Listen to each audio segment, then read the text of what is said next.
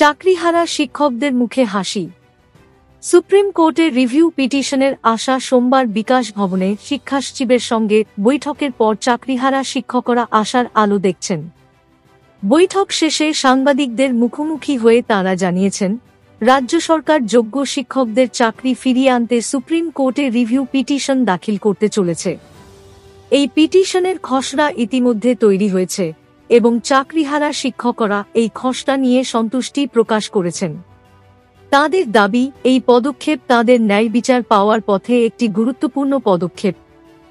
এই বৈঠক রাজ্য সরকার এবং শিক্ষকদের মধ্যে সংলাপের একটি ইতিবাচক দিক তুলে ধরেছে, যা দীর্ঘদিন ধরে চলমান চাকরি বাতিলের বিতর্কে নতুন মোড় আনতে পারে।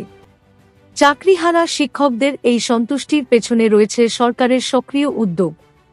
সুপ্রিম কোর্টের রায় পুনর্বিবেচনার জন্য রিভিউ পিটিশন দাখিলের সিদ্ধান্ত শিক্ষকদের মধ্যে আশা জাগিয়েছে। এই ঘটনা রাজ্যের শিক্ষা ব্যবস্থা এবং চাকরির নিরাপত্তা নিয়ে চলমান আলোচনাকে আরও জোরদার করেছে।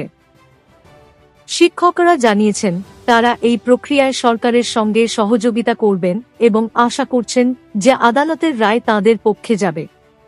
এই ঘটনা সামাজিক মাধ্যমেও ব্যাপক আলোচনার জন্ম দিয়েছে, যেখানে অনেকে সরকারের এই উদ্যোগকে স্বাগত জানিয়েছেন।